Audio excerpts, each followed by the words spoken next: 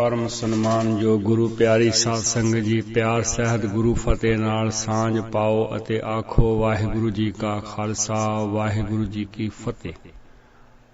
अज जो विचार चर्चा लई विशा लिया है वो विशा बड़ा प्यारा है, गुरुद्वारा के गुरु घर। क्योंकि कुछ समय तो खास तौर ते यूके या USA दे गुरुद्वारियां विच ਜਾਂ ਇੱਥੇ ਆਮ ਪ੍ਰਬੰਧਕਾਂ ਵਿੱਚ ਇੱਕ ਸ਼ਬਦ ਵਰਤਣਾ ਸ਼ੁਰੂ ਹੈ, ਗੁਰੂ का घर ਜਾਂ ਗੁਰੂ ਚ ਘਰ ਚੱਲਿਆ ਹਾਂ। तो इस बारे विचार करनी है कि आया साडा ਨਾਂ गुरुद्वारा है कि ਜਾਂ गुरु घर है। ਵਪਾਰੀ ਆਪਣੇ ਸਮਾਨ ਨੂੰ ਵੇਚਣ ਲਈ ਕਈ ਪ੍ਰਕਾਰ ਦੇ ਪਾਪੜ ਵੇਲਦਾ ਹੈ। ਉਹਦੇ ਮਨ ਵਿੱਚ ਇੱਕ ਹੀ ਗੱਲ ਹੁੰਦੀ ਹੈ ਕਿ ਮੇਰਾ ਸਮਾਨ ਦੂਜੇ ਦੇ ਸਮਾਨ ਨਾਲੋਂ ਵੱਧ ਵਿਕੇ। ਆਪਣੀ ਗਾਹਕੀ ਵਧਾਉਣ ਲਈ ਨਿਤ ਨਵੇਂ ਨਾਵਾਂ ਦੀ ਵਰਤੋਂ ਕਰੇਗਾ ਤਾਂ ਕਿ ਉਹਦੇ ਹਰ ਰੋਜ਼ ਗਾਹਕ ਵਧਦੇ ਰਹਿਣ। ਰਾਜਨੀਤਿਕ ਲੋਕ ਵੋਟਰ ਨੂੰ ਚੋਪੜੀਆਂ ਹੋਈਆਂ ਗੱਲਾਂ ਤੇ ਮਨ ਨੂੰ ਲਬਾਏਮਾਨ ਕਰਨ ਵਾਲੇ ਵਾਅਦਿਆਂ ਦਾ ਇਸਤੇਮਾਲ ਕਰਕੇ ਵੋਟ ਆਪਣੇ ਹੱਕ ਵਿੱਚ ਪਵਾ ਲੈਂਦਾ ਹੈ। ਧਰਮ ਦੀ ਦੁਨੀਆ ਅੰਦਰ ਵੀ ਨਿਤ ਨਵੇਂ ਨਾਂ ਸੁਣਨ ਤੇ ਪੜ੍ਹਨ ਨੂੰ ਮਿਲਦੇ ਰਹਿੰਦੇ ਹਨ। ਪ੍ਰਬੰਧਕੀ ਢਾਂਚਾ ਤੇ ਸਮੇਤ ਮੇਰੇ ਪਿਆਰੀ ਸ਼੍ਰੇਣੀ ਹਮੇਸ਼ਾ ਇਸੇ ਤਾਕ ਵਿੱਚ ਰਹਿੰਦੀ ਹੈ ਕਿ ਸਾਡੇ ਧਾਰਮਿਕ ਸਥਾਨ ਤੇ ਪ੍ਰੇਮੀ ਜਨ ਵੱਧ ਤੋਂ ਵੱਧ ਆਉਣ ਤਾਂ ਕਿ ਚੜ੍ਹਤ ਵਿੱਚ ਬੇਓੜਕਾ ਵਾਧਾ ਹੁੰਦਾ ਰਹੇ। ਇਸ ਲਈ ਧਰਮ ਵਿੱਚ ਕਈ ਨਵੇਂ ਪ੍ਰਯੋਗ ਕਰਦਿਆਂ ਨਵੀਆਂ ਰੀਤੀਆਂ ਤੇ ਕਈ ਪ੍ਰਕਾਰ ਦੇ ਨਵੇਂ ਨਾਮ ਸੁਣਨ ਨੂੰ ਹਰ ਰੋਜ਼ ਮਿਲ ਰਹੇ ਹਨ। ਸਿੱਖ ਧਰਮ ਵਿੱਚ ਵੀ ਪਿਛਲੇ ਕੁਝ ਸਾਲਾਂ ਤੋਂ ਕਈ ਨਵੇਂ ਪ੍ਰੋਗਰਾਮ ਤੇ ਕਈ ਨਵੇਂ ਨਾਂ ਸੁਣਨ ਨੂੰ ਮਿਲੇ ਹਨ। ਜਿਸ ਤਰ੍ਹਾਂ ਕੀਰਤਨ ਦਰਬਾਰ ਦੀ ਥਾਂ ਤੇ ਕੀਰਤਨ ਆਤਮ ਰਸ ਦੀ ਵਰਤੋਂ ਹੋਣੀ ਸ਼ੁਰੂ ਹੋ ਗਈ ਹੈ। ਗੁਰਬਾਣੀ ਪੜ੍ਹਨ ਨੂੰ ਕਿਹਾ ਜਾਂਦਾ ਸੀ, ਗੁਰਬਾਣੀ ਪਾਠ ਕੀਤਾ। ਲਗਾਤਾਰ ਪਾਠ ਕਰਨਾ ਹੋਵੇ ਤਾਂ ਉਸ ਨੂੰ ਕਿਹਾ ਜਾਂਦਾ ਸੀ ਸ੍ਰੀ ਅਖੰਡ ਪਾਠ। ਤੇ ਕਈ ਦਿਨਾਂ ਵਿੱਚ ਗੁਰਬਾਣੀ ਪੜ੍ਹ ਕੇ ਸੰਪੂਰਨ ਕਰਨੀ ਹੋਵੇ ਤਾਂ ਕਿਹਾ ਜਾਂਦਾ ਹੈ ਸਹਿਜ ਪਾਠ ਚੱਲ ਰਿਹਾ ਹੈ। ਡੇਰਾਵਾਦ ਨੇ ਪਾਠ ਸ਼ਬਦ ਦੀ ਥਾਂ ਤੇ ਜਾਪ ਸ਼ਬਦ ਦੇ ਦਿੱਤਾ ਹੈ, ਜੋ ਆਮ ਸ੍ਰੀ ਅਖੰਡ ਪਾਠ ਸਾਹਿਬ ਜਾਂ ਸਹਿਜ ਪਾਠ ਜਾਂ ਸੁਖਮਨੀ ਸਾਹਿਬ ਦੇ ਪਾਠ ਦੀ ਸਮਾਪਤੀ ਉੱਤੇ ਕਿਹਾ ਜਾਣ ਲੱਗ ਪਿਆ ਹੈ ਕਿ ਜੀ ਅਖੰਡ ਪਾਠ ਸਾਹਿਬ ਦੇ ਜਾਪ ਹੋਏ ਹਨ, ਸਹਿਜ ਪਾਠ ਦੇ ਜਾਪ ਹੋਏ ਹਨ, ਸੁਖਮਨੀ ਸਾਹਿਬ ਦੀ ਬਾਣੀ ਦੇ ਜਾਪ ਹੋਏ ਹਨ ਤੇ ਹੋਰ ਲੰਮੀ ਹੇਕ ਲਾ ਕੇ ਕਿਹਾ ਜਾਣ ਲੱਗ ਪਿਆ ਹੈ ਕਿ ਜੀ ਰਹਿਰਾਸ ਸਾਹਿਬ ਜੀ ਦੇ ਜਾਪ ਹੋਏ ਹਨ। ਪਾਠ ਤੇ ਜਾਪ ਦੇ ਅੱਖਰੀ ਅਰਥ ਕੀ ਨਿਕਲਦੇ ਹਨ, ਇਹ ਮਹਾਨ ਕੋਸ਼ ਵਿੱਚੋਂ ਦੇਖਣ ਦੀ ਜ਼ਰੂਰਤ ਹੈ।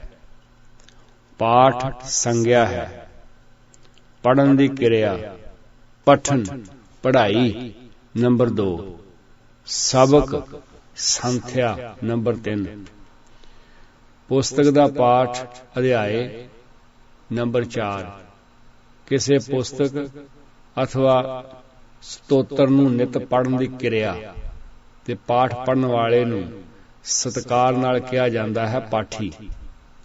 ਜਾਪ ਦੇ ਅਰਥ ਜੋ ਮਹਾਨ ਕੋਸ਼ ਵਿੱਚ ਆਏ ਹਨ ਉਹ ਇਸ ਪ੍ਰਕਾਰ ਹਨ। ਵਾਹਿਗੁਰੂ ਦੇ ਨਾਮ ਅਥਵਾ ਕਿਸੇ ਮੰਤਰ ਦਾ ਜਪਣਾ, ਜਪ ਮਨ ਵਿੱਚ ਕਹਿਣਾ। ਮੰਤਰ ਪਾਠ ਤੰਤਰ ਸ਼ਾਸਤਰ ਅਨੁਸਾਰ ਮੰਤਰਾਂ ਦੀ ਗਿਣਤੀ ਭਿੰਨ ਸਮੱਗਰੀ ਅਤੇ ਜੁਦਾ ਫਲ ਅਨੇਕ ਜਾਪਕਾਂ ਨੇ ਲਿਖੇ ਹਨ, ਜਿਸ ਦੀ ਨਕਲ ਕਿਸੇ ਸਿੱਖ ਨੇ ਗੁਰੂ ਸਾਹਿਬ ਜੀ ਦਾ ਨਾਮ ਲੈ ਕੇ ਸ਼ਰਧਾ ਪੂਰਵਕ ਪੁਸਤਕ ਵਿੱਚ ਵੀ ਕੀਤੀ ਹੈ। ਕਈ ਮੰਤਰ ਅਥਵਾ ਵਾਕ ਜਿਸ ਦਾ ਜਪ ਕੀਤਾ ਜਾਏ, ਗੁਰਬਾਣੀ ਨੂੰ ਮੰਤਰਾਂ ਦੇ ਤਲ ਉੱਤੇ ਅਸੀਂ ਲੈ ਆਂਦਾ ਹੈ। ਜਦ ਕਿ ਗੁਰਬਾਣੀ ਜੀਵਨ ਜਾਚ ਦੀ ਮਹਿਕ ਦਾ ਭਰਪੂਰ ਖਜ਼ਾਨਾ ਹੈ। ਇਸੇ ਤਰ੍ਹਾਂ ਧਰਮਸਾਲ, ਗੁਰਦੁਆਰਾ ਤੇ ਗੁਰੂ ਘਰ ਸ਼ਬਦ ਸੰਬੰਧੀ ਆਏ ਸ਼ਬਦ ਦੀ ਵਰਤੋਂ ਬਾਰੇ ਵਿਚਾਰ ਕਰਦੇ ਹਾਂ। ਗੁਰੂ ਨਾਨਕ ਸਾਹਿਬ ਜੀ ਤੋਂ ਲੈ ਕੇ ਗੁਰੂ ਅਰਜਨ ਪਾਤਸ਼ਾਹ ਜੀ ਤੱਕ ਧਰਮਸਾਲ ਸ਼ਬਦ ਦੀ ਵਰਤੋਂ ਹੁੰਦੀ ਆਈ ਹੈ। ਮਹਾਨ ਕੋਸ਼ ਵਿੱਚ ਧਰਮਸਾਲ ਦੇ ਅਰਥ ਇੰਜ ਆਏ ਹਨ: ਧਰਮਸ਼ਾਲਾ, ਧਰਮ ਮੰਦਰ, ਬਿਨਾਂ ਕਿਰਾਇਆ ਲੈਣ ਦੇ, ਜਿਸ ਮਕਾਨ ਵਿੱਚ ਮੁਸਾਫਰਾਂ ਨੂੰ ਨਿਵਾਸ ਦਿੱਤਾ ਜਾਏ। ਸਿੱਖਾਂ ਦਾ ਧਰਮ ਅਸਥਾਨ, ਜਿਸ ਵਿੱਚ ਗੁਰੂ ਗ੍ਰੰਥ ਸਾਹਿਬ ਜੀ ਦਾ ਪ੍ਰਕਾਸ਼ ਹੋਵੇ। ਅਤਿਥੀ ਨੂੰ ਨਿਵਾਸ ਅਤੇ ਅੰਨ ਮਿਲੇ ਔਰ ਵਿਦਿਆ ਸਿਖਾਈ ਜਾਵੇ। ਹਸਪਤਾਲ ਨੂੰ ਧਰਮ ਕਮਾਉਣ ਦੀ ਥਾਂ ਕਿਹਾ ਗਿਆ ਹੈ। ਧਰਮਸਾਲ ਸੰਬੰਧੀ ਗੁਰਬਾਣੀ ਦੇ ਕੁਝ ਵਾਕ ਵਾਚਨ ਯੋਗ ਹਨ। ਹਉ ਮੰਗੂ ਤੁਝੇ ਦਇਆਲ, ਕਹਿ ਦਾਸਾਂ ਗੋਲਿਆ। ਨੌਨਿਦ ਪਾਈ ਰਾਜ ਜੀਵਾਂ ਬੋਲਿਆ। ਅੰਮ੍ਰਿਤ ਨਾਮ ਨਿਧਾਨ, ਦਾਸਾਂ ਘਰ ਘਣਾ। ਤਿਨਕੇ ਸੰਗ ਨਿਹਾਲ, ਸਰਵਣੀ ਜਸ ਸੁਨਾ।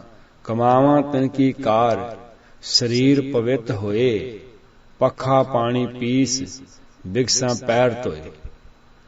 ਆਪੋ ਕਛੂ ਨਾ ਹੋਏ, ਪ੍ਰਭ ਨਦਰ ਨਿਹਾਲੀ ਹੈ। ਮੋਹ ਨਿਰਗੁਣ ਦੀਜੇ ਥਾਉ, ਸੰਤ ਧਰਮਸਾਲੀ ਹੈ। ਗੁਜਰੀ ਕੀ ਵਾਰ, ਮਹੱਲਾ ਤੀਜਾ, 518 ਪੰਨਾ।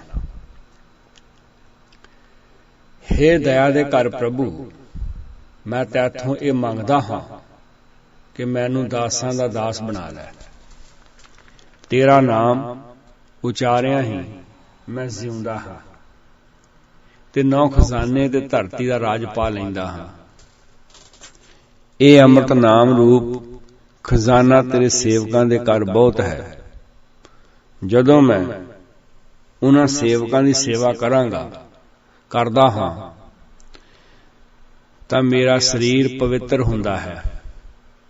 ਜਦੋਂ ਮੈਂ ਉਹਨਾਂ ਸੇਵਕਾਂ ਦੀ ਸੰਗਤ ਵਿੱਚ ਬੈਠ ਕੇ ਆਪਣੇ ਕੰਨਾਂ ਨਾਲ ਤੇਰਾ ਜਸ ਸੁਣਦਾ ਹਾਂ, ਮੈਂ ਨਿਹਾਲ ਹੋ ਜਾਂਦਾ ਹਾਂ। ਜਿਉਂ-ਜਿਉਂ ਉਹਨਾਂ ਸੇਵਕਾਂ ਦੀ ਸੇਵਾ ਕਰਦਾ ਹਾਂ, ਮੇਰਾ ਸਰੀਰ ਪਵਿੱਤਰ ਹੁੰਦਾ ਹੈ। ਪੱਖਾ ਝੱਲ ਕੇ, ਪਾਣੀ ਢੋ ਕੇ, ਚੱਕੀ ਪੀ ਕੇ, ਉਹਨਾਂ ਦੇ ਪੈਰ ਧੋ ਕੇ ਖੁਸ਼ ਹੁੰਦਾ ਹੈ। ਹੇ ਪ੍ਰਭੂ ਜੀ, ਮੈਥੋਂ ਆਪਣੇ ਆਪ ਤੋਂ ਕੁਝ ਨਹੀਂ ਹੋ ਸਕਦਾ। ਤੂੰ ਮੇਰੇ ਵੱਲ ਮਿਹਰ ਦੀ ਨਜ਼ਰ ਨਾਲ ਤੱਕ ਤੇ ਮੈਨੂੰ ਗੁਣਹੀਣ ਨੂੰ ਧਰਮਸਾਲ ਭਾਵ ਗੁਰਮੁਖਾਂ ਦੀ ਸੰਗਤ ਵਿੱਚ ਥਾਂ ਦੇ। ਗੁਰੂਆਂ ਦੇ ਸਮੇਂ ਧਰਮਸਾਲ ਸ਼ਬਦ ਆਮ ਵਰਤਿਆ ਜਾਂਦਾ ਸੀ। ਇਸ ਸੰਬੰਧੀ ਇੱਕ ਹੋਰ ਵਾਕ ਆਉਂਦਾ ਹੈ, ਜਿਹਾ ਕਿ ਮੈਂ ਬੱਧੀ ਸੱਚ ਧਰਮਸਾਲ ਹੈ। ਗੁਰਸਿੱਖਾਂ ਲਹਿੰਦਾ ਭਾਲ ਕੇ, ਪੈਰ ਧੋਵਾਂ ਪੱਖਾ ਫੇਰਦਾ। ਤਿਸ ਨਿਵ ਨਿਵ ਲੱਗਾ ਪਾਈ ਜੀਓ। ਸ੍ਰੀ ਰਾਗ ਮਹੱਲਾ 5 ਪੰਨਾ 73। ਇਸ ਵਾਕ ਨੂੰ ਇੱਕ ਵਾਰ ਫਿਰ ਦੁਹਰਾ ਦਿਆਂ। ਮੈਂ ਬੱਧੀ ਸੱਚ ਧਰਮਸਾਲ ਹੈ। ਗੁਰਸਿੱਖਾਂ ਲਹਿੰਦਾ ਭਾਲ ਕੇ, ਪੈਰ ਧੋਵਾਂ ਪੱਖਾ ਫੇਰਦਾ। ਤਿਸ ਨਿਵ ਨਿਵ ਲੱਗਾ ਪਾਈ ਜੀਓ। ਸ੍ਰੀ ਰਾਗ ਮਹੱਲਾ 5 ਪੰਨਾ 73। ਗੁਰੂ ਦੇ ਸਿੱਖਾਂ ਨੂੰ ਮੈਂ ਯਤਨ ਨਾਲ ਲੱਭ ਕੇ ਮਿਲਦਾ ਹਾਂ। ਉਹਨਾਂ ਦੀ ਸੰਗਤ ਵਿੱਚ ਬੈਠਣਾ ਮੈਂ ਧਰਮਸਾਲ ਬਣਾਈ ਹੋਈ ਹੈ, ਜਿੱਥੇ ਮੈਂ ਸਦਾ ਸਥਿਰ ਪ੍ਰਭੂ ਨੂੰ ਸਿਮਰਦਾ ਹਾਂ। ਜਿਹੜਾ ਗੁਰਸਿੱਖ ਮਿਲ ਜਾਏ, ਉਸ ਦੇ ਮੈਂ ਲੋੜ ਅਨੁਸਾਰ ਪੈਰ ਧੋਂਦਾ ਹਾਂ। ਉਸ ਨੂੰ ਪੱਖਾ ਝੱਲਦਾ ਹਾਂ। ਉਸ ਦੇ ਅਦਬ ਨਾਲ ਪੈਰੀਂ ਵੀ ਲੱਗਦਾ ਹਾਂ। ਗੁਰੂ ਨਾਨਕ ਸਾਹਿਬ ਜੀ ਨੇ ਸਾਰੀ ਧਰਤੀ ਨੂੰ ਧਰਮਸਾਲ ਕਿਹਾ ਹੈ ਤੇ ਸਾਰੇ ਮਨੁੱਖਾਂ ਨੂੰ ਇੱਥੇ ਧਰਮ ਦੀ ਕਮਾਈ ਕਰਨ ਲਈ ਕਿਹਾ ਹੈ। ਰਾਤੀ ਰੁੱਤੀ ਥਿੱਤੀ ਵਾਰ, ਪਵਨ ਪਾਣੀ ਅਗਨੀ ਪਾਤਾਲ। ਤਿਸ ਵਿੱਚ ਧਰਤੀ ਥਾਪ ਰੱਖੀ ਧਰਮਸਾਲ। ਤਿਸ ਵਿੱਚ ਜੀ ਜੁਗਤ ਕੇ ਰੰਗ, ਤਿਨ ਕੇ ਨਾਮ ਅਨੇਕ ਅਨੰਤ। ਜਪ ਇਹ ਬਾਣੀ ਵਿੱਚੋਂ ਲਿਆ ਗਿਆ ਹੈ, ਭਾਵ ਜਪ ਨਿਸ਼ਾਨ ਵਿੱਚੋਂ ਇਹ ਪੌੜੀ ਲਈ ਗਈ ਹੈ। ਰਾਤਾਂ, ਰੁੱਤਾਂ, ਥਿੱਤਾਂ, ਵਾਰ, ਹਵਾ, ਪਾਣੀ, ਅੱਗ ਤੇ ਪਾਤਾਲ, ਇਹਨਾਂ ਸਾਰਿਆਂ ਦੇ ਇਕੱਠ ਵਿੱਚ ਅਕਾਲ ਪੁਰਖ ਨੇ ਧਰਤੀ ਨੂੰ ਧਰਮ ਕਮਾਉਣ ਦਾ ਅਸਥਾਨ ਬਣਾ ਕੇ ਦਿੱਤਾ ਹੈ। ਇਸ ਧਰਤੀ ਉੱਤੇ ਕਈ ਜੁਗਤੀਆਂ ਅਤੇ ਰੰਗਾਂ ਦੇ ਜੀਵ ਵਸਦੇ ਹਨ, ਜਿਨ੍ਹਾਂ ਦੇ ਅਨੇਕਾਂ ਤੇ ਅਣਗਿਣਤ ਹੀ ਨਾਮ ਹਨ। ਧਰਮਸਾਲ ਸ਼ਬਦ ਭਾਈ ਗੁਰਦਾਸ ਜੀ ਨੇ ਆਪਣੀਆਂ ਵਾਰਾਂ ਵਿੱਚ ਵਰਤਿਆ ਹੈ ਤੇ ਕਿਹਾ ਹੈ, ਕਰਤਾਰਪੁਰ ਦੀ ਧਰਤੀ ਤੇ ਗੁਰੂ ਨਾਨਕ ਸਾਹਿਬ ਜੀ ਨੇ ਧਰਮਸਾਲ ਦੀ ਪੱਕੇ ਤੌਰ ਤੇ ਨੀਂਹ ਰੱਖੀ, ਜਿਹਾ ਕਿ 24ਵੀਂ ਵਾਰ ਦੀ ਪਹਿਲੀ ਪੌੜੀ ਵਿੱਚ ਆਇਆ ਹੈ, ਧਰਮਸਾਲ ਕਰਤਾਰਪੁਰ ਸਾਧ ਸੰਗਤ ਸੱਚਖੰਡ ਵਸਾਇਆ। ਮੈਂ ਫਿਰ ਬੇਨਤੀ ਕਰਦਿਆਂ, ਧਰਮਸਾਲ ਸ਼ਬਦ ਦੀ ਵਰਤੋਂ ਭਾਈ ਗੁਰਦਾਸ ਸਾਹਿਬ ਜੀ ਨੇ ਆਪਣੀਆਂ ਵਾਰਾਂ ਵਿੱਚ ਕੀਤੀ। ਗੁਰੂ ਨਾਨਕ ਸਾਹਿਬ ਜੀ ਨੇ ਧਰਮਸਾਲ ਦੀ ਪੱਕੇ ਤੌਰ ਤੇ ਨੀਂਹ ਰੱਖੀ। ਧਰਮਸਾਲ ਕਰਤਾਰਪੁਰ ਸਾਧ ਸੰਗਤ ਸੱਚਖੰਡ ਵਸਾਇਆ। ਵਾਰਾਂ ਭਾਈ ਗੁਰਦਾਸ ਸਾਹਿਬ ਜੀ। ਭਾਈ ਗੁਰਦਾਸ ਜੀ ਨੇ ਧਰਮਸਾਲ ਨੂੰ ਮਾਨ ਸਰੋਵਰ ਦੀ ਸੰਗਿਆ ਵੀ ਦਿੱਤੀ ਹੈ, ਜਿੱਥੋਂ ਹੰਸ ਸੁੱਚੇ ਮੋਤੀ ਚੁਗਦੇ ਹਨ ਤੇ ਸੁੱਚੇ ਮੋਤੀ ਹੀ ਉਗਲਦੇ ਹਨ। ਇੰਜ ਹੀ ਗੁਰਸਿੱਖ ਧਰਮਸਾਲ ਵਿੱਚ ਆ ਕੇ ਗੁਰ ਸ਼ਬਦ ਰੂਪੀ ਸੱਚੇ ਮੋਤੀਆਂ ਦਾ ਵਪਾਰ ਕਰਦੇ ਹਨ। 9ਵੀਂ ਵਾਰ ਦੀ 14ਵੀਂ ਪੌੜੀ ਦਾ ਵਾਕ ਹੈ, ਧਰਮਸਾਲ ਹੈ ਮਾਨਸਰ, ਹੰਸ ਗੁਰਸਿੱਖ ਵਾਹ, ਰਤਨ ਪਦਾਰਥ ਗੁਰ ਸ਼ਬਦ ਕਰ ਕੀਰਤਨ ਖਾ। ਧਰਮਸਾਲ ਹੈ ਮਾਨਸਰ, ਹੰਸ ਗੁਰਸਿੱਖ ਵਾਹ, ਰਤਨ ਪਦਾਰਥ ਗੁਰ ਸ਼ਬਦ ਕਰ ਕੀਰਤਨ ਖਾ। ਭਾਈ ਗੁਰਦਾਸ ਸਾਹਿਬ ਜੀ ਦੀ 29ਵੀਂ ਵਾਰ ਦੀ 5ਵੀਂ ਪੌੜੀ ਵਿੱਚ ਧਰਮਸਾਲ ਦਾ ਇੱਕ ਅਹਿਮ ਨੁਕਤਾ ਦੱਸਦੇ ਹਨ। ਇੱਥੇ ਕਿਸੇ ਵੀ ਜਾਤ ਬਰਾਦਰੀ ਦਾ ਮਨੁੱਖ ਬੈਠ ਸਕਦਾ ਹੈ ਤੇ ਸਾਰੇ ਗੁਰਸਿੱਖ ਰਲ ਕੇ ਆਪਣੇ ਗੁਰੂ ਸਾਹਿਬ ਜੀ ਦੇ ਪੁਰਬ ਮਨਾ ਸਕਦੇ ਹਨ, ਜਿਹਾ ਕਿ ਵਾਕ ਹੈ, 4 ਵਰਨ ਇੱਕ ਵਰਨ ਹੋਏ, ਗੁਰਸਿੱਖ ਵੜੀਆਂ ਗੁਰਮੁਖ ਗੋਤੇ, ਧਰਮਸਾਲ ਵਿੱਚ ਬੀਜ ਦੇ ਕਰ ਗੁਰਪੁਰਬ ਸੋ ਵਣਜ ਸਿਓਤੇ, ਸਾਧ ਸੰਗਤ ਮਿਲ ਦਾਦੇ ਪੋਤੇ। ਭਾਈ ਗੁਰਦਾਸ ਸਾਹਿਬ ਜੀ ਨੇ 26ਵੀਂ ਵਾਰ ਦੀ 4ਵੀਂ ਪੌੜੀ ਵਿੱਚ ਲਿਖਿਆ ਹੈ ਕਿ ਗੁਰੂ ਹਰਗੋਬਿੰਦ ਸਾਹਿਬ ਜੀ ਪਹਿਲੇ ਗੁਰੂਆਂ ਵਾਂਗ ਧਰਮਸਾਲ ਵਿੱਚ ਆ ਕੇ ਫਿਰ ਸ਼ਿਕਾਰ ਨੂੰ ਵੀ ਨਿਕਲ ਜਾਂਦੇ ਸਨ, ਜਿਹਾ ਕਿ ਵਾਕ ਹੈ, ਧਰਮਸਾਲ ਕਰ ਬਹਿੰਦਾ ਇੱਕ ਠਾਉ ਨ ਟਿਕੇ ਟਿਕਾਇਆ। ਧਰਮਸਾਲ ਦਾ ਜ਼ਿਕਰ ਭਾਈ ਗੁਰਦਾਸ ਸਾਹਿਬ ਜੀ ਨੇ ਆਪਣੀਆਂ ਕਵਿਤਾਵਾਂ ਵਿੱਚ ਵੀ ਕੀਤਾ ਹੈ। ਗੁਰਸਿੱਖ ਧਰਮਸਾਲ ਵਿੱਚ ਆ ਕੇ ਗੁਰੂ ਜੀ ਦੇ ਸ਼ਬਦਾਂ ਨੂੰ ਪਿਆਰ ਨਾਲ ਸੁਣਦੇ ਤੇ ਵਿਚਾਰਦੇ ਸਨ। ਧਰਮਸਾਲ ਵਿੱਚ ਇੱਕ ਨਿਸ਼ਾਨ ਸਾਹਿਬ ਵੀ ਲੱਗਾ ਹੁੰਦਾ ਸੀ। ਭਾਈ ਸਾਹਿਬ ਜੀ ਨੇ 340ਵਾਂ ਕਵਿਤ ਇਸ ਪ੍ਰਥਾਏ, ਭਾਈ ਸਾਹਿਬ ਜੀ ਦਾ 340ਵਾਂ ਕਵਿਤ ਇਸ ਪ੍ਰਥਾਏ ਵਾਚਨਯੋਗ ਹੈ। ਮਾਨ ਸਰ ਹੰਸ ਸਾਧ ਸੰਗਤ ਪਰਮਹੰਸ, ਧਰਮ ਧੁਜਾ ਧਰਮਸਾਲਾ ਚਲ ਆਵਈ। ਧਰਮਸਾਲ ਸ਼ਬਦ ਗੁਰੂ ਅਰਜਨ ਪਾਤਸ਼ਾਹ ਜੀ ਦੇ ਸਮੇਂ ਤੱਕ ਚੱਲਦਾ ਰਿਹਾ ਤੇ ਫਿਰ ਇਸ ਸ਼ਬਦ ਦੀ ਥਾਂ ਗੁਰਦੁਆਰਾ ਸਾਹਿਬ ਜੀ ਨੇ ਲੈ ਲਈ, ਜਿਹਾ ਕਿ ਭਾਈ ਸਾਹਿਬ ਭਾਈ ਕਾਹਨ ਸਿੰਘ ਜੀ ਨਾਭਾ ਮਹਾਨ ਕੋਸ਼ ਵਿੱਚ ਲਿਖਦੇ ਹਨ। ਗੁਰਦੁਆਰਾ ਕਿਰਿਆ ਵਿਸ਼ੇਸ਼ਣ, ਗੁਰੂ ਦਾ ਮਾਰਫਤ, ਗੁਰੂ ਦੇ ਜ਼ਰੀਏ, ਨੰਬਰ 3। ਨੰਬਰ 2 ਸੰਗਿਆ, ਗੁਰੂ ਦਾ ਘਰ। ਨੰਬਰ 3 ਸਿੱਖਾਂ ਦਾ ਧਰਮ ਮੰਦਰ, ਉਹ ਅਸਥਾਨ ਜਿਸ ਨੂੰ 10 ਗੁਰੂ ਸਾਹਿਬਾਨ ਵਿੱਚੋਂ ਕਿਸੇ ਨੇ ਧਰਮ ਪ੍ਰਚਾਰ ਲਈ ਬਣਾਇਆ, ਅਥਵਾ ਜਿੱਥੇ ਸ੍ਰੀ ਗੁਰੂ ਗ੍ਰੰਥ ਸਾਹਿਬ ਜੀ ਦਾ ਪ੍ਰਕਾਸ਼ ਹੁੰਦਾ ਹੈ।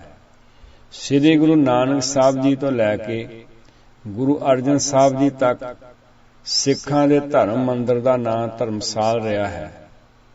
ਸ੍ਰੀ ਗੁਰੂ ਅਰਜਨ ਪਾਤਸ਼ਾਹ ਜੀ ਨੇ ਸਭ ਤੋਂ ਪਹਿਲਾਂ ਅੰਮ੍ਰਿਤ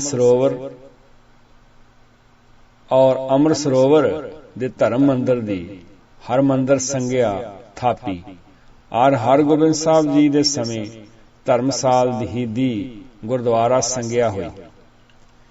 ਗੁਰਦੁਆਰੇ ਦੀ ਹੋਰ ਵਿਆਖਿਆ ਕਰਦਿਆਂ ਭਾਈ ਸਾਹਿਬ ਭਾਈ ਕਾਹਨ ਸਿੰਘ ਨਾਭਾ ਮਹਾਨ ਕੋਸ਼ ਵਿੱਚ ਅੱਗੇ ਲਿਖਦੇ ਹਨ ਕਿ ਸਿੱਖਾਂ ਦਾ ਗੁਰਦੁਆਰਾ ਵਿਦਿਆਰਥੀਆਂ ਲਈ ਸਕੂਲ, ਆਤਮਿਕ ਜਿਗਿਆਸਾ ਲਈ ਗਿਆਨ, ਉਪਦੇਸ਼ਕ ਆਚਾਰੀਆ, ਰੋਗੀਆਂ ਲਈ ਸ਼ਫਾਖਾਨਾ, ਭੁੱਖਿਆਂ ਲਈ ਅੰਨਪੂਰਨਾ, ਇਸਤਰੀ ਜਾਤੀ ਦੀ ਪੱਤ ਰੱਖਣ ਲਈ ਲੋਹਮਈ ਦੁਰਗਾ ਔਰ ਮੁਸਾਫਰਾਂ ਲਈ ਵਿਸ਼ਰਾਮ ਦਾ ਅਸਥਾਨ ਹੈ। ਗੁਰਦੁਆਰਾ ਸ਼ਬਦ ਦੀ ਵਰਤੋਂ ਗੁਰਬਾਣੀ ਵਿੱਚੋਂ ਸਾਨੂੰ ਮਿਲਦੀ ਹੈ, ਜੋ ਸਾਡੇ ਲਈ ਦਿਸ਼ਾ ਨਿਰਦੇਸ਼ ਦਾ ਕੰਮ ਕਰਦੀ ਹੈ। ਕੁਝ ਵਾਕ ਵਿਚਾਰਨ ਯੋਗ ਹਨ। ਗੁਰਦੁਆਰਾ ਹਰ ਕੀਰਤਨ ਸੁਣੀਐ, ਸਤਿਗੁਰ ਭੇਟ ਹਰ ਜਸ ਮੁਖ ਭਣੀਐ, ਕਲ ਕਲੇਸ਼ ਮਿਟਾਏ ਸਤਿਗੁਰ ਹਰ ਦਰਗਾਹ ਦੇਵੇ ਮਾਨਾ ਹੈ। ਗੁਰਦੁਆਰਾ ਹਰ ਕੀਰਤਨ ਸੁਣੀਐ, ਸਤਿਗੁਰ ਭੇਟ ਹਰ ਜਸ ਮੁਖ ਭਣੀਐ, ਕਲ ਕਲੇਸ਼ ਮਿਟਾਏ ਸਤਿਗੁਰ ਹਰ ਦਰਗਾਹ ਦੇਵੇ ਮਾਨਾ ਹੈ। ਮਾਰੂ ਸੋਲੇ ਮਹੱਲਾ ਪੰਜਵਾਂ, ਪੰਨਾ 1075। ਜਗਿਆਸੂ ਨੇ ਗੁਰਦੁਆਰਾ ਸਾਹਿਬ ਵਿੱਚ ਆ ਕੇ ਪਵਿੱਤਰ ਗੁਰਬਾਣੀ ਦਾ ਕੀਰਤਨ, ਕਥਾ ਤਥਾ ਗੁਰਬਾਣੀ ਉਪਦੇਸ਼ ਨੂੰ ਸੁਣ ਕੇ ਧਰਮਸਾਲ ਦੀ ਸਿਫਤੋ ਸਲਾਹ ਵਾਲੇ ਬੋਲ ਬੋਲਣੇ ਹਨ, ਤਾਂ ਕਿ ਮਨ ਵਿੱਚੋਂ ਕਲਾ ਕਲੇਸ਼ ਸਦਾ ਲਈ ਮੁੱਕ ਜਾਣ। ਰੱਬੀ ਦਰਗਾਹ ਭਾਵ ਸਮਾਜ ਭਾਈਚਾਰੇ ਵਿੱਚ ਮਾਨ ਸਨਮਾਨ ਸਾਨੂੰ ਮਿਲ ਸਕੇ। ਗੁਰਦੁਆਰੇ ਸੰਬੰਧੀ ਕੁਝ ਹੋਰ ਪ੍ਰਮਾਣ ਵੀ ਆਉਂਦੇ ਹਨ, ਜਿਹਾ ਕਿ ਪਾਟਕਲ ਸਹਾਰ ਜੀ ਆਪਣੇ ਸਵਈਆਂ ਵਿੱਚ ਉਚਾਰਨ ਕਰਦੇ ਹਨ ਕਿ ਹੇ ਗੁਰੂ ਅੰਗਦ ਪਾਤਸ਼ਾਹ ਜੀਓ, ਤੁਸਾਂ ਗੁਰੂ ਨਾਨਕ ਦੇ ਦਰ ਭਾਵ ਗੁਰਦੁਆਰੇ ਆ ਕੇ ਸਾਰੇ ਸੰਸਾਰ ਨੂੰ ਜਿੱਤ ਲਿਆ ਹੈ। ਜਗ ਜੀਤੋਂ ਗੁਰਦੁਆਰ ਖੇਲੇ ਸੰਤਸਾਰ, ਰਥ ਉਨਮਾਨ ਲਿਵ ਰਾਖ ਨਿਰੰਕਾਰ। ਜਗ ਜੀਤੋਂ ਗੁਰਦੁਆਰ ਖੇਲੇ ਸੰਤਸਾਰ, ਰਥ ਉਨਮਾਨ ਲਿਵ ਰਾਖ ਨਿਰੰਕਾਰ। ਗੁਰੂ ਨਾਨਕ ਸਾਹਿਬ ਜੀ ਨੇ ਗੁਰਦੁਆਰੇ ਵਿੱਚੋਂ ਸੋਝੀ ਲੈਣ ਦੀ ਪ੍ਰਤਿਗਿਆ ਦੱਸੀ ਹੈ। ਸੂਹੀ ਰਾਗ ਵਿੱਚ ਉਹਨਾਂ ਦਾ ਆਪਣਾ ਪਿਆਰਾ ਵਾਕ ਹੈ। ਭਾਂਡਾ ਅਤਮਲੀਨ ਧੋਤਾ ਹੱਛਾ ਨਾ ਹੋਏ ਸੀ, ਗੁਰਦੁਆਰੇ ਹੋਏ ਸੋਝੀ ਪਾਏ ਸੀ। ਏਰ ਦਵਾਰਿਆ ਧੋਏ ਹੱਛਾ ਹੋਏ ਸੀ। ਸੂਹੀ ਮਹੱਲਾ ਪਹਿਲਾ, ਪੰਨਾ 730। ਗੁਰਦੁਆਰਾ ਸਾਹਿਬ ਦੀ ਹੋਰ ਵਿਆਖਿਆ ਕਰਦਿਆਂ ਭਾਈ ਕਾਹਨ ਸਿੰਘ ਨਾਭਾ ਅੱਗੇ ਲਿਖਦੇ ਹਨ ਕਿ ਸਤਿਗੁਰਾਂ ਦੇ ਵੇਲੇ ਅਤੇ ਬੁੱਢਾ ਦਲ ਦੇ ਸਮੇਂ ਗੁਰਦੁਆਰਿਆਂ ਦਾ ਖਾਸ ਧਿਆਨ ਰੱਖਿਆ ਜਾਂਦਾ ਸੀ। ਗੁਰਦੁਆਰੀਆ ਉਹੀ ਹੋਇਆ ਕਰਦਾ ਸੀ ਜੋ ਵਿਦਵਾਨ, ਗੁਰਮਤਿ ਵਿੱਚ ਪੱਕਾ ਅਤੇ ਉੱਚੇ ਆਚਰਣ ਵਾਲਾ ਹੁੰਦਾ ਸੀ। ਜ਼ਮਾਨੇ ਦੀ ਗਰਦਸ਼ ਨੇ ਮਹਾਰਾਜਾ ਰਣਜੀਤ ਸਿੰਘ ਦੇ ਵੇਲੇ ਡੋਗਰਿਆਂ ਦੀ ਪ੍ਰਧਾਨਗੀ ਵਿੱਚ ਮੁੱਖ ਗੁਰਦੁਆਰਿਆਂ ਦਾ ਪ੍ਰਬੰਧ ਸਾਰਾ ਉਲਟ ਪੁਲਟ ਕਰ ਦਿੱਤਾ, ਜਿਸ ਦਾ ਅਸਰ ਦੇਸ਼ ਦੇ ਗੁਰਦੁਆਰਿਆਂ ਤੇ ਹੌਲੀ ਹੌਲੀ ਹੋਇਆ ਔਰ ਕੌਮ ਵਿੱਚੋਂ ਜਿਉਂ-ਜਿਉਂ ਗੁਰਮਤਿ ਦਾ ਪ੍ਰਚਾਰ ਅਲੋਪ ਹੁੰਦਾ ਗਿਆ, ਤਿਉਂ-ਤਿਉਂ ਗੁਰਦੁਆਰਿਆਂ ਦੀ ਮਰਜ਼ਾਦਾ ਵਿਗੜਦੀ ਗਈ ਔਰ ਇੱਥੋਂ ਤੱਕ ਦਸ਼ਾ ਹੋਈ ਕਿ ਸਿੱਖ ਗੁਰਦੁਆਰੇ ਕੇਵਲ ਕਹਿਣ ਨੂੰ ਗੁਰੂ ਧਾਮ ਰਹਿ ਗਏ। ਗੁਰਦੁਆਰਿਆਂ ਦੇ ਸੇਵਕਾਂ ਨੇ ਗੁਰਦੁਆਰਿਆਂ ਦੀ ਜਾਇਦਾਦ ਨੂੰ ਆਪਣੀ ਘਰੋਗੀ ਜਾਇਦਾਦ ਬਣਾ ਲਿਆ ਔਰ ਪਵਿੱਤਰ ਅਸਥਾਨਾਂ ਵਿੱਚ ਉਹ ਅਪਵਿੱਤਰ ਕੰਮ ਹੋਣ ਲੱਗੇ, ਜਿਨ੍ਹਾਂ ਦਾ ਜ਼ਿਕਰ ਕਰਨਾ ਲੱਜਾ ਦਾ ਕਾਰਨ ਹੈ। ਕਈ ਸੋਢੀ, ਬੇਦੀ, ਭੱਲੇ, ਥਾਂ ਬਾਵੇ ਇਤ ਆਦਿਕ ਜਾਂ ਪਿਤਾ ਪੁਰਖੀ ਮਹੰਤਾਂ ਨੇ ਗੁਰਦੁਆਰਿਆਂ ਤੇ ਪੱਕੇ ਤੌਰ ਤੇ ਕਬਜ਼ੇ ਕਰਕੇ ਗੁਰਦੁਆਰਿਆਂ ਨੂੰ ਗੁਰੂ ਘਰ ਕਹਿਣਾ ਸ਼ੁਰੂ ਕਰ ਦਿੱਤਾ। ਇਹ ਪ੍ਰਭਾਵ ਦੇਣ ਦਾ ਯਤਨ ਕੀਤਾ ਕਿ ਗੁਰਦੁਆਰੇ ਨਹੀਂ, ਸਗੋਂ ਇਹ ਸਾਡੇ ਨਿੱਜੀ ਅਸਥਾਨ ਹਨ, ਇਸ ਲਈ ਇਹ ਗੁਰੂ ਘਰ ਹਨ ਤੇ ਹਮੇਸ਼ਾ ਪੱਕੇ ਤੌਰ ਤੇ ਕਬਜ਼ਾ ਜਮਾਈ ਰੱਖਣ ਲਈ ਗੁਰਦੁਆਰਾ ਤੋਂ ਗੁਰੂ ਘਰ ਵਿੱਚ ਤਬਦੀਲ ਕਰ ਲਿਆ ਹੈ। ਭਾਈ ਕਾਹਨ ਸਿੰਘ ਨਾਭਾ ਨੇ ਇੱਕ ਜਗ੍ਹਾ ਮਹਾਨ ਕੋਸ਼ ਵਿੱਚ ਗੁਰਗਰੇ ਲਿਖਦਿਆਂ ਗੁਰ ਸੰਪਰਦਾਇ, ਗੁਰ ਪੱਧਤ ਵੀ ਲਿਖਿਆ ਹੈ। ਇਸ ਦਾ ਅਰਥ ਇਹ ਹੋਇਆ ਕਿ ਜਿੱਥੇ ਲਗਾਤਾਰ ਗੁਰੂ ਕੁਲ ਜਾਂ ਕਿਸੇ ਮਹੰਤ ਦਾ ਕਬਜ਼ਾ ਤੁਰਿਆ ਆ ਰਿਹਾ ਹੈ, ਉਹਨਾਂ ਨੇ ਗੁਰਦੁਆਰੇ ਦੇ ਨਾਂ ਦੀ ਥਾਂ ਗੁਰੂ ਘਰ ਬਣਾ ਲਿਆ ਹੈ। ਫਿਰ ਇਸ ਗੱਲ ਨੂੰ ਦੁਹਰਾ ਦਿਆਂ, ਜਿੱਥੇ ਲਗਾਤਾਰ ਗੁਰੂ ਕੁਲ ਜਾਂ ਕਿਸੇ ਮਹੰਤ ਦਾ ਕਬਜ਼ਾ ਤੁਰਿਆ ਆ ਰਿਹਾ ਹੈ, ਉਹਨਾਂ ਨੇ ਗੁਰਦੁਆਰੇ ਦੀ ਥਾਂ ਤੇ ਗੁਰੂ ਘਰ ਬਣਾ ਲਿਆ ਹੈ। ਗੁਰੂ ਨਾਨਕ ਸਾਹਿਬ ਜੀ ਦੇ ਸਮੇਂ ਵਿੱਚ ਧਰਮ ਦੀ ਸਿੱਖਿਆ ਜਿੱਥੋਂ ਪ੍ਰਾਪਤ ਹੁੰਦੀ ਸੀ, ਉਸ ਦਾ ਨਾਂ ਰੱਖਿਆ ਗਿਆ ਧਰਮਸਾਲ। ਜਿੱਥੇ ਸੰਗਤ ਦਾ ਇਕੱਠ ਜ਼ਿਆਦਾ ਹੁੰਦਾ ਸੀ, ਉਸ ਦਾ ਨਾਂ ਬਾਅਦ ਵਿੱਚ ਗੁਰਦੁਆਰਾ ਬੜੀ ਸੰਗਤ ਵੀ ਪ੍ਰਸਿੱਧ ਹੋਇਆ। ਗੁਰੂ ਹਰਗੋਬਿੰਦ ਸਾਹਿਬ ਜੀ ਦੇ ਸਮੇਂ ਤੋਂ ਧਰਮਸਾਲ ਦੇ ਨਾਲ ਗੁਰਦੁਆਰਾ ਸ਼ਬਦ ਵੀ ਪ੍ਰਚਲਿਤ ਹੋ ਗਿਆ। ਮਹੰਤਾਂ ਦੇ ਜ਼ਮਾਨੇ ਤੋਂ ਗੁਰਦੁਆਰਾ ਸ਼ਬਦ ਦੀ ਥਾਂ ਤੇ ਕਬਜ਼ਾ ਜਮਾਈ ਰੱਖਣ ਦੀ ਨੀਅਤ ਨਾਲ ਗੁਰੂ ਘਰ ਪ੍ਰਸਿੱਧ ਹੋ ਗਿਆ।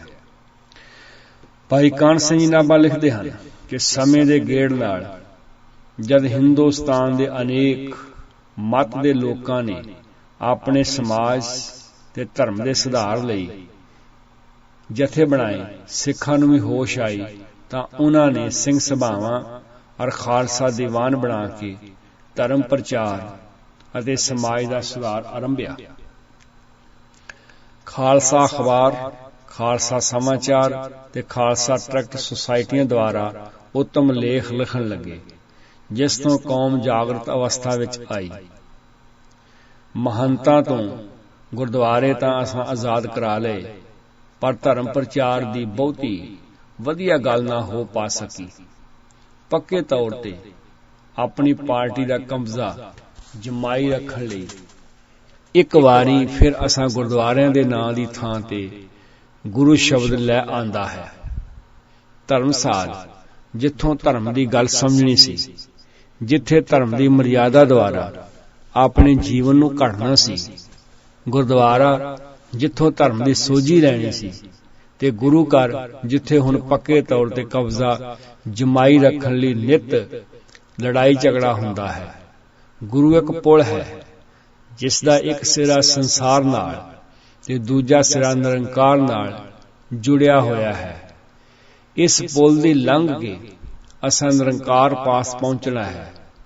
ਗੁਰੂ ਇੱਕ ਦੁਆਰ ਹੈ, ਜਿਸ ਦੁਆਰ ਰਾਹੀਂ ਅਸੀਂ ਲੰਘ ਕੇ ਨਿਰੰਕਾਰ ਨੂੰ ਪਾਉਣਾ ਹੈ। ਦੁਆਰ, ਦਰਵਾਜ਼ਾ, ਲੰਘਣ ਦਾ ਰਸਤਾ ਭਾਵ ਗੁਰੂ ਸਾਹਿਬ ਜੀ ਦੀ ਬਾਣੀ ਦਾ ਪਵਿੱਤਰ ਉਪਦੇਸ਼, ਜਿਸ ਨੂੰ ਸੁਣ ਕੇ, ਪੜ੍ਹ ਕੇ, ਜੀਵਨ ਵਿੱਚ ਅਪਣਾ ਕੇ ਰੱਬ ਜੀ ਪਾਸ ਪਹੁੰਚਣਾ ਭਾਵ ਸੁਭਾਅ ਵਿੱਚ ਸਦਗੁਣਾਂ ਨੂੰ ਲਿਆਉਣਾ।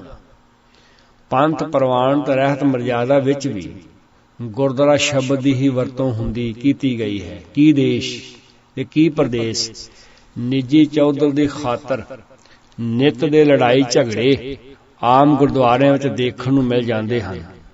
ਆਮ ਸ਼ਬਦ ਪ੍ਰਚਲਿਤ ਹੋ ਗਿਆ ਹੈ ਕਿ ਗੁਰੂ ਘਰ ਜਾਣਾ ਹੈ। ਇਸ ਦਾ ਅਰਥ ਹੈ ਅੱਗੇ ਨਹੀਂ ਤੁਰਨਾ।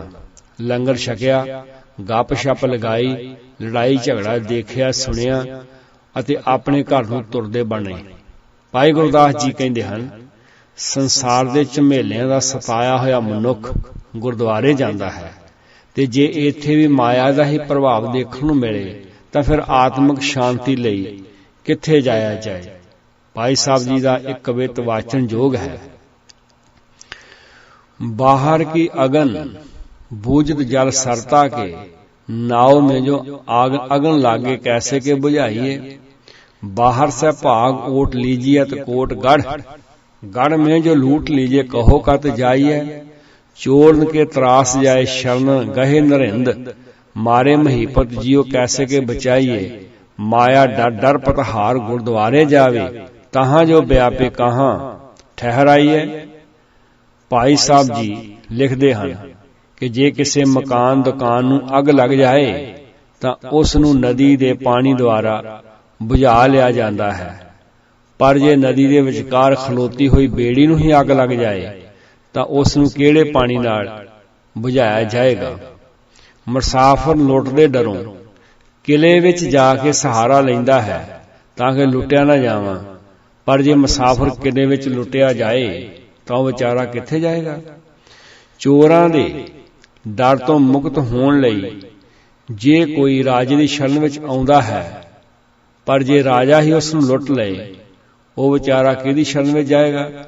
ਸੰਸਾਰ ਦੇ ਝਮੇਲਿਆਂ, ਲੜਾਈਆਂ ਝਗੜਿਆਂ, ਚਿੰਤਾਵਾਂ, ਪਦਾਰਥ ਮਾਇਆ ਦਾ ਸਤਾਇਆ ਹੋਇਆ ਮਨੁੱਖ ਗੁਰਦੁਆਰੇ ਆਉਂਦਾ ਹੈ ਕਿ ਮੈਨੂੰ ਆਤਮਿਕ ਸੁੱਖ ਮਿਲ ਜਾਏ, ਪਰ ਜੇ ਇੱਥੇ ਆ ਕੇ ਵੀ ਮਨੁੱਖ ਨੂੰ ਸੁੱਖ ਨਾ ਮਿਲਿਆ ਤਾਂ ਉਹ ਕਿੱਥੇ ਜਾਏਗਾ। ਮੁਬਾਰਕ ਹੈ ਉਹਨਾਂ ਗੁਰਦੁਆਰਿਆਂ ਦੇ ਜੋ ਲੜਾਈ ਝਗੜੇ ਤੋਂ ਬਚੇ ਹੋਏ ਹਨ, ਪਰ ਜਿੰਨੀ ਨਿਗਾਰਤਾ ਇਸ ਦੌਰ ਅੰਦਰ ਦੇਖਣ ਨੂੰ ਮਿਲ ਰਹੀ ਹੈ, ਇੰਨੀ ਪਹਿਲਾਂ ਕਦੀ ਨਹੀਂ ਸੀ ਦਿਖਾਈ ਦਿੰਦੀ। ਸਾਡੀ ਸਾਰੀ ਵਿਚਾਰ ਚਰਚਾ ਕਰਨ ਦਾ ਅਰਥ ਹੈ, ਗੁਰਦੁਆਰਾ ਕਹਿਣ ਨਾਲ ਇਹ ਭਾਵਨਾ ਪ੍ਰਗਟ ਹੁੰਦੀ ਹੈ ਕਿ ਇੱਥੋਂ ਸਿੱਖ ਨੇ ਉਪਦੇਸ਼ ਤਥਾ ਗੁਰ ਗਿਆਨ ਪ੍ਰਾਪਤ ਕਰਨਾ ਹੈ। ਇਹ ਗੁਰ ਉਪਦੇਸ਼ ਹੀ ਦਵਾਰ ਹੈ ਜਿਸ ਉੱਤੇ ਚੱਲਿਆਂ ਲੰਘਿਆਂ ਪਰਮਾਤਮਾ ਤੱਕ ਪਹੁੰਚਣ ਦੀ ਰਸਾਈ ਹੋ ਸਕਦੀ ਹੈ। ਪੰਥ ਨੇ ਵੀ ਗੁਰਦੁਆਰਾ ਸਾਹਿਬ ਸ਼ਬਦ ਦੀ ਵਰਤੋਂ ਕੀਤੀ ਹੈ। ਭਾਰਤ ਵਿੱਚ ਘੱਟ ਤੇ ਬਾਹਰ ਦੇ ਮੁਲਕਾਂ ਵਿੱਚ ਜ਼ਿਆਦਾ ਗੁਰਦੁਆਰਾ ਸ਼ਬਦ ਦੀ ਥਾਂ ਤੇ ਗੁਰੂ ਸ਼ਬਦ ਦੀ ਆਮ ਵਰਤੋਂ ਹੋਣ ਲੱਗ ਪਈ ਹੈ। ਗੁਰਦੁਆਰਾ ਸ਼ਬਦ ਦੀ ਥਾਂ ਤੇ ਗੁਰੂ ਘਰ ਸ਼ਬਦ ਦੀ ਆਮ ਵਰਤੋਂ ਕੀਤੀ ਜਾਣ ਲੱਗ ਪਈ ਹੈ। ਇਸ ਦਾ ਨਤੀਜਾ ਇਹ ਨਿਕਲ ਰਿਹਾ ਹੈ ਕਿ ਅੱਜ ਅਸੀਂ ਗੁਰਮੁਖ ਸਿੱਖਣ ਲਈ ਤਿਆਰ ਨਹੀਂ ਹਾਂ, ਸਿਰਫ ਗੁਰੂ ਘਰ ਆਉਣ ਤੱਕ ਸੀਮਤ ਰਹਿ ਗਏ ਹਾਂ, ਜਿਸ ਦੇ ਫਲਸਰੂਪ ਕਈ ਪ੍ਰਕਾਰ ਦੀ ਸਿੱਖੀ ਦੇਖਣ ਨੂੰ ਮਿਲ ਰਹੀ ਹੈ। ਜਿਸ ਤਰ੍ਹਾਂ ਮਹੰਤਾਂ ਨੇ ਪੱਕੇ ਤੌਰ ਤੇ ਗੁਰਦੁਆਰਿਆਂ ਨੂੰ ਆਪਣੀ ਨਿੱਜੀ ਜਾਇਦਾਦ ਬਣਾ ਲਿਆ ਸੀ ਤੇ ਗੁਰਦੁਆਰੇ ਨੂੰ ਕਹਿੰਦੇ ਸੀ ਇਹ ਸਾਡਾ ਆਪਣਾ ਗੁਰੂ ਘਰ ਹੈ, ਇਸ ਲਈ ਸਾਡੇ ਇੱਥੇ ਸਾਡੀ ਹੀ ਮਰਜ਼ਾਦਾ ਚੱਲੇਗੀ। ਤੇ ਜੇ ਅੱਜ ਵੀ ਗੁਰਦੁਆਰਿਆਂ ਵਿੱਚ ਸਥਾਈ ਕਬਜ਼ੇ ਦੀ ਚਾਹਨਾ ਰੱਖ ਕੇ ਗੁਰਦੁਆਰਿਆਂ ਨੂੰ ਗੁਰੂ ਘਰ ਦਾ ਨਾਮ ਦੇ ਦਿੱਤਾ ਹੈ, ਜੋ ਆਪੋਲ ਹੀ ਨਾ ਸਮਝੀ ਹੋ ਰਹੀ ਹੈ, ਇਸ ਦਾ ਨਤੀਜਾ ਇਹ ਨਿਕਲਿਆ ਕਿ ਕੋਈ ਰਾਮਗੜੀਆ ਗੁਰੂ ਘਰ, ਕੋਈ ਰਾਮਦਾਸੀਆ ਗੁਰੂ ਘਰ, ਕੋਈ ਦੁੱਖ ਨਿਵਾਰਨ ਗੁਰੂ ਘਰ ਤੇ ਪਤਾ ਨਹੀਂ ਹੋਰ ਕਿੰਨੇ ਅਸੀਂ ਗੁਰੂ ਘਰ ਬਣਾ ਲਏ ਹਨ। ਪੰਥ ਨੂੰ ਸੁਚੇਤ ਹੋਣ ਦੀ ਜ਼ਰੂਰਤ ਹੈ। ਭਾਈ ਕਾਹਨ ਸਿੰਘ ਨਾਭਾ ਗੁਰਮਤਿ ਮਹਾਂਤੰਡ ਵਿੱਚ ਗੁਰਦੁਆਰਾ ਸ਼ਬਦ ਦੀ ਵਰਤੋਂ ਕੀਤੀ ਹੈ। ਭਾਈ ਸਾਹਿਬ ਜੀ ਨੇ ਸਿੱਖ ਕੌਮ ਵਿੱਚੋਂ ਬਹੁਤ ਹੀ ਸੋਹਣੇ ਤਰੀਕੇ ਨਾਲ ਗੁਰਬਾਣੀ ਦੁਆਰਾ ਵਹਿਮ ਭਰਮ ਕੱਢੇ ਹਨ। ਦੇਖਣ ਵਿੱਚ ਆ ਰਿਹਾ ਹੈ ਕਿ ਅਸੀਂ ਗੁਰਦੁਆਰਿਆਂ ਦੇ ਵਿੱਚ ਹੀ ਵਹਿਮਾਂ ਭਰਮਾਂ ਦੇ ਸ਼ਿਕਾਰ ਹੋ ਗਏ ਹਾਂ। ਗੁਰਮਤਿ ਮਹਾਂਤੰਡ ਦੇ ਪੰਨਾ 382 ਉੱਤੇ ਭਾਈ ਕਾਹਨ ਸਿੰਘ ਨਾਭਾ ਲਿਖਦੇ ਹਨ ਕਿ ਗੁਰਦੁਆਰੇ ਜੁੱਤੀ ਉਤਾਰ ਕੇ ਜਾਣਾ, ਫਰਸ਼ ਤੇ ਬੈਠਣ ਸਮੇਂ ਜੁੱਤੀ ਸਮੇਤ ਬੈਠ ਨਹੀਂ ਸਕਦੇ ਤੇ ਗੰਦੇ ਥਾਈਂ ਫਿਰਨ ਤੋਂ ਜੁੱਤੀ ਅਪਵਿੱਤਰ ਹੈ, ਇਸ ਲਈ ਜੁੱਤੀ ਉਤਾਰ ਕੇ ਜਾਣਾ ਚਾਹੀਏ। ਪਵਿੱਤਰ ਸਥਾਨਾਂ ਤੇ ਜੁੱਤੀ ਉਤਾਰ ਕੇ ਜਾਣਾ ਬਾਈਬਲ ਵਿੱਚ ਵੀ ਲਿਖਿਆ ਹੈ ਤੇ ਕੁਰਾਨ ਸ਼ਰੀਫ ਵਿੱਚ ਵੀ ਇਹਦੀ ਪੁਸ਼ਟੀ ਹੁੰਦੀ ਹੈ। ਕਿਤਨੇ ਪ੍ਰੇਮੀ ਸਿੱਖ ਗੁਰੂ ਗ੍ਰੰਥ ਸਾਹਿਬ ਜੀ ਨੂੰ ਸਿਰ ਤੇ ਰੱਖ ਕੇ ਸਫ਼ਰ ਕਰਦੇ ਹੋਏ ਅਥਵਾ ਗੁਰੂ ਸਾਹਿਬ ਜੀ ਦੀ ਪਾਲਕੀ ਉਠਾਉਂਦੇ ਹੋਏ ਜੁੱਤੀ ਉਤਾਰ ਕੇ ਨੰਗੇ ਪੈਰੀਂ ਜਾਂਦੇ ਹਨ। ਚੌਰ ਕਰਨ ਵਾਲਾ ਅਤੇ ਕੀਰਤਨੀय ਸਿੱਖ ਜੁੱਤੀ ਉਤਾਰ ਦਿੰਦੇ ਹਨ, ਪਰ ਇਹ ਅਵਿਦਿਆ ਅਤੇ ਭਰਮ ਮੂਲ ਕਰਮ ਹੈ। ਰਸਤੇ ਵਿੱਚ ਜੁੱਤੀ ਉਤਾਰ ਕੇ ਜਾਣਾ ਯੋਗਿਆ ਨਹੀਂ। ਭਾਈ ਸਾਹਿਬ ਭਾਈ ਕਾਹਨ ਸਿੰਘ ਨਾਭਾ ਗੁਰਮਤਿ ਮਹਾਂਤੰਡ ਦੇ 382 ਪੰਨੇ ਉੱਤੇ ਜੋ ਲਿਖ ਰਹੇ ਨੇ, ਉਹ ਹੂਬਹੂ ਲਿਖਤ ਆਪ ਸੰਗਤ ਦੇ ਪੇਸ਼ ਕੀਤੀ ਜਾ ਰਹੀ ਹੈ। ਇਹ ਅਵਿਦਿਆ ਹੈ, ਭਰਮ ਮੂਲ ਕਰਮ ਹੈ। ਰਸਤੇ ਵਿੱਚ ਜੁੱਤੀ ਉਤਾਰ ਕੇ ਜਾਣਾ ਯੋਗਿਆ ਨਹੀਂ।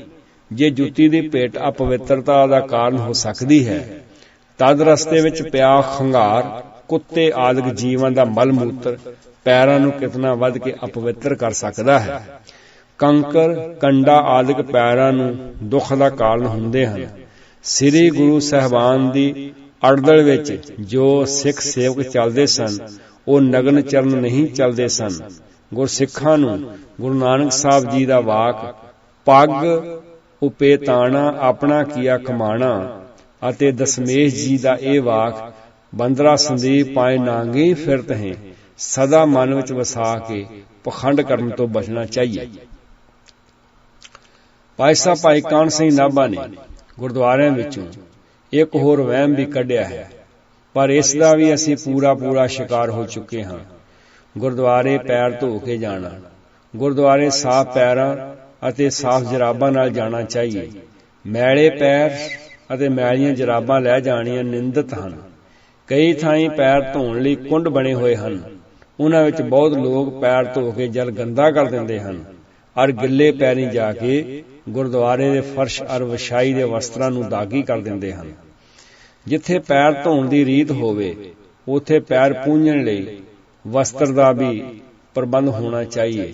ਜੇ ऐसा ना हो सके तो सुके पैरी जाना ही उत्तम है, क्योंकि सिख धर्म विच जुत्ती दे स्पर्श तो पैर पिट नहीं हुंदे। बाजार गली महल्ले विचली नंगे पैरी गुरुद्वारे आउण वालियां नूं पैर जरूर धोने चाहिए। देखण विच इह आया है कि जिथे गुरु घर शब्द की वरतों हो रही है ਉੱਥੇ ਹੀ ਗੁਰਦੁਆਰਿਆਂ ਵਿੱਚ ਬਹੁਤ ਸਾਰੇ ਵਹਿਮਾਂ ਨੇ ਜਨਮ ਲੈ ਲਿਆ ਹੈ। ਦੁਆਰ, ਹੁਣ ਇਹਨਾਂ ਦੋਨਾਂ ਨੂੰ ਆਪਾਂ ਦੇਖਣਾ ਹੈ। ਗੁਰਦੁਆਰਾ, ਦੁਆਰ, ਦਰਵਾਜ਼ਾ, ਰਸਤਾ ਭਾਵ ਗੁਰੂ ਸਾਹਿਬ ਜੀ ਦਾ ਉਪਦੇਸ਼, ਜਿਸ ਨੂੰ ਸਮਝ ਵਿਚਾਰ ਕੇ ਇਸ ਜੀਵਨ ਦੇ ਵਿੱਚ ਹੀ ਪਰਮਾਤਮਾ ਦਾ ਰੂਪ ਬਣਨਾ ਸੀ। ਗੁਰੂ ਘਰ ਕਹਿਣ ਨਾਲ ਸਦਾ ਕਬਜ਼ਾ ਜਮਾਈ ਰੱਖਣ ਦੀ ਭਾਵਨਾ ਉਤਪੰਨ ਹੁੰਦੀ ਹੈ, ਜਦ ਕਿ ਗੁਰਦੁਆਰਾ ਕਹਿਣ ਨਾਲ ਉਪਦੇਸ਼ ਲੈਣ ਦੀ ਭਾਵਨਾ ਜਨਮ ਲੈਂਦੀ ਹੈ। ਭਾਈ ਕਾਹਨ ਸਿੰਘ ਨਾਭਾ ਗੁਰਦੁਆਰਾ ਸ਼ਬਦ ਦੀ ਵਰਤੋਂ ਕਰਦਿਆਂ ਪੰਥ ਸਾਹਮਣੇ ਇੱਕ ਤਰਲਾ ਵੀ ਰੱਖ ਰਹੇ ਹਨ। ਸ਼੍ਰੋਮਣੀ ਗੁਰਦੁਆਰਾ ਪ੍ਰਬੰਧਕ ਕਮੇਟੀ, ਪੰਥ ਦੇ ਵਿਦਵਾਨ, ਸਾਰੇ ਜਥੇ ਤੇ ਸਮਾਜ ਦਿਲੋਂ ਚਾਹੁੰਦੇ ਹਨ ਕਿ ਗੁਰਦੁਆਰਿਆਂ ਦਾ ਪ੍ਰਬੰਧ ਹੋਰਨਾਂ ਲਈ ਉਦਾਹਰਨ ਰੂਪ ਹੋਵੇ, ਪਰ ਜਦ ਤੀਕ ਨੰਬਰ 1 ਗੁਰਦੁਆਰਿਆਂ ਦੇ ਸੇਵਕ ਗੁਰਮਤਿ ਦੇ ਪੂਰੇ ਗਿਆਤਾ, ਵਿਦਵਾਨ ਅਤੇ ਸਦਾਚਾਰੀ ਨਹੀਂ ਹੁੰਦੇ, ਜਦ ਤੀਕ ਨਿਰਮਲੇ, ਉਦਾਸੀ, ਨਿਹੰਗ, ਨਾਮਧਾਰੀ ਆਦਿਕ ਫਿਰਕੇ ਤਵੱਸਬ ਛੱਡ ਕੇ ਆਪਣੇ ਤਾਈਂ ਇੱਕ ਪਿਤਾ ਦੇ ਪੁੱਤਰ ਜਾਣ ਕੇ ਭਰਾਤਰੀ ਭਾਵ ਦਾ ਵਰਤਾਓ ਨਹੀਂ ਕਰਦੇ, ਜਦ ਤੀਕ ਮਾਇਆ ਦੇ ਜਾਲ ਤੋਂ ਮੁਕਤ ਹੋ ਕੇ ਨਿਸ਼ਕਾਮ ਸੇਵਾ ਨੂੰ ਆਪਣਾ ਆਦਰਸ਼ ਨਹੀਂ ਬਣਾਉਂਦੇ, ਜਦ ਤੀਕ ਸੁਧਾਰ ਅਤੇ ਪ੍ਰਬੰਧ ਸ਼ਬਦ ਕੇਵਲ ਲਿਖਣ ਅਤੇ ਬੋਲਣ ਵਿੱਚ ਹੀ ਰਹਿਣਗੇ। ਸਤਿਗੁਰ ਫਰਮਾਇਆ, ਕਾਰੀ ਇਹ ਕਰੇ ਗੁਰਦੁਆਰਾ ਹੋਏ ਕੇ ਸਾਹਿਬ ਸੰਭਾਲੇ ਹੋਏ, ਸਾਹਿਬ ਸਦਾ ਹਜ਼ੂਰ ਹੈ ਭਰਮੇ ਕੇ ਛੋੜ ਕੱਟ ਕੇ ਅੰਤਰ ਜੋਤ ਰਿਓ। ਫਿਰ ਬੇਨਤੀ ਕਰਾਂ, ਸਤਿਗੁਰੂ ਫਰਮਾਇਆ, ਕਾਰੀ ਇਹ ਕਰਿਓ ਗੁਰਦੁਆਰਾ ਹੋਏ ਕੇ ਸਾਹਿਬ ਸੰਭਾਲੇ ਹੋਏ, ਸਾਹਿਬ ਸਦਾ ਹਜ਼ੂਰ ਹੈ ਭਰਮੇ ਕੇ ਛੋੜ ਕੱਟ ਕੇ ਅੰਤਰ ਜੋਤ ਰਿਓ। ਮਹੱਲਾ ਤੀਜਾ, ਪੰਨਾ 554। ਤੋ ਭਾਗਾਂ ਵਾਲਿਓ, ਅੱਜ ਪਿਛਲੇ ਕੁਝ ਸਮੇਂ ਤੋਂ ਜੋ ਇਹ ਪਿਰਤ ਚੱਲ ਪਈ ਹੈ ਗੁਰੂ ਘਰ ਕਹਿਣ ਦੀ, ਇਹ ਸ਼ਬਦ ਛੱਡ ਕੇ ਸਾਨੂੰ ਗੁਰਦੁਆਰਾ ਸ਼ਬਦ ਦੀ ਵਰਤੋਂ ਕਰਨੀ ਚਾਹੀਦੀ ਹੈ, ਜਿਹਦੇ ਉਤੋਂ ਇਹ ਭਾਵਨਾ ਪ੍ਰਗਟ ਹੁੰਦੀ ਹੈ। ਇਹ ਦੀਵਾਰ ਲੰਘ ਕੇ ਭਾਵ ਗੁਰ ਗਿਆਨ ਉਪਦੇਸ਼ ਨੂੰ ਲੈ ਕੇ ਅਸੀਂ ਪਰਮਾਤਮਾ ਦੇ ਨਾਲ ਮਿਲਾਪ ਪੈਦਾ ਕਰਨਾ ਹੈ, ਤਾਂ ਕਿ ਸਾਨੂੰ ਜੀਵਨ ਜਾਚ ਆ ਸਕੇ।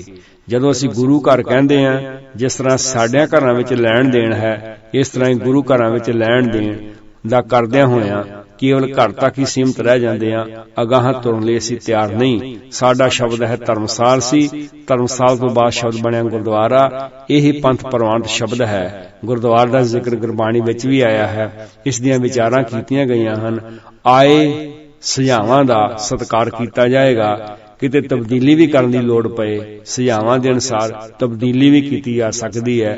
ਇਹ ਅੰਤਮ ਕੋ ਨਿਰਣਾ ਨਹੀਂ ਹੈ, ਅੰਤਮ ਕੋ ਫੈਸਲਾ ਨਹੀਂ ਹੈ। ਪੰਥ ਦੇ ਸਾਹਮਣੇ ਪੇਸ਼ ਜਿਹੜੀਆਂ ਸਮੱਸਿਆਵਾਂ ਨੇ ਉਹਨਾਂ ਨੂੰ ਪੰਥ ਦੇ ਸਾਹਮਣੇ ਰੱਖਿਆ ਹੈ, ਥੋੜਾ ਬਹੁਤਾ ਸਮਾਧਾਨ ਵੀ ਦੱਸਿਆ ਹੈ। ਪੰਥ ਦੀ ਆਪਣੀ ਜ਼ਿੰਮੇਵਾਰੀ ਸਮਝਿਆ ਹੋਇਆ ਗੁਰੂ ਦੀ ਮੱਤ ਅਨੁਸਾਰ ਜੋ ਕਿਹਾ ਉਹ ਪ੍ਰਵਾਨ ਕਰਿਆ ਜੇ। ਭੁੱਲਾਂ ਮੇਰੀਆਂ ਸਮਝ ਕੇ ਦਰਗੁਜ਼ਰ ਕਰਨ ਦੀ ਕਿਰਪਾਲਤਾ ਕਰਨੀ।